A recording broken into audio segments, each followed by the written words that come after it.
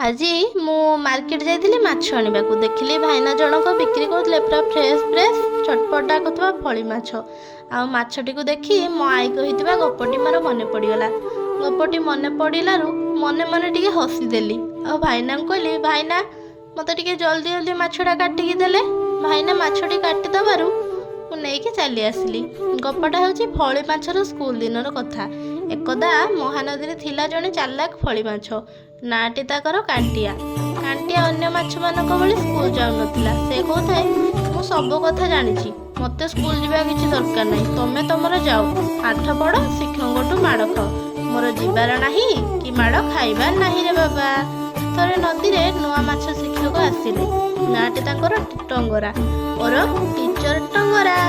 ସେ ସବୁ ପିଲାମାନଙ୍କୁ କହିଲେ, ପିଲାମାନେ ତୁମେମାନେ କେତେ ପାଠ ପଢ଼ି ଜ୍ଞାନ ଅର୍ଜନ କରିଛ, ଆଜି ତମମାନଙ୍କର ମୁଁ ଗୋଟେ ଟେଷ୍ଟ ନେବି। ଆଉ ଆଜିର ଟେଷ୍ଟରେ ଯେଉଁ ପିଲାମାନେ ପାସ୍ କରିବେ ସେମାନେ ହେବେ ନଦୀର ଷ୍ଟାର। ସବୁ ପିଲା ଷ୍ଟାର ହେବା କଥା ଶୁଣିକି ମନେ ମନେ ଭାରି ଖୁସି। ପାସ୍ ହେବେ, ନଦୀର ଷ୍ଟାର ହେବେ। କାଣ୍ଟିଆ କିନ୍ତୁ ଏକଥା ଶୁଣିକି ପୁରା ଝାଳରେ ଘାମି ଘାମି ହୋଇଗଲାଣି। ସେ ଭାବିଲା, ଆଜି ମୁଁ ପାଠ ନ ଜାଣି ସମସ୍ତଙ୍କ ସାମ୍ନାରେ ଅପମାନ ହେଇଯିବି। ସମସ୍ତେ ମୋର ମଜାକ ଉଡ଼େଇବେ। ଟେଷ୍ଟ ଆରମ୍ଭ ହେଲା। ପ୍ରଶ୍ନ ନମ୍ବର 1, ନଦୀ କାହାଠାରୁ ଆସେ? କାଣ୍ଟିଆ ଲେଖିଲା, ପାଣି ଘରୁ। ପ୍ରଶ୍ନ ନମ୍ବର 2, ମାଛ କିପରି ନିଶ୍ୱାସ ନିଏ? କାଣ୍ଟିଆ ଲେଖିଲା, ମନେ କରି। ପ୍ରଶ୍ନ ନମ୍ବର 3, ନଦୀରେ ତୁମର ଶତ୍ରୁ କିଏ? ସେଇ ଲେଖିଲା ଟିଚର ଟଙ୍ଗରା। କାହିଁକିନା ସେ ଟେଷ୍ଟ ନେଉଛନ୍ତି ପରା। ଟଙ୍ଗରା ଟିଚର ଖାତା ଦେଖି ହସି ହସି ପୁରା ବେଦମ। କହିଲେ, କାଣ୍ଟିଆ ଟିକେ ମୋ ପାଖକୁ ଆସିଲୁ।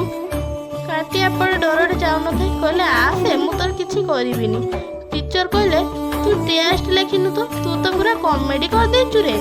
ସମସ୍ତ ମାଛ ହସି ହସି ପୁରା ବେଦମ।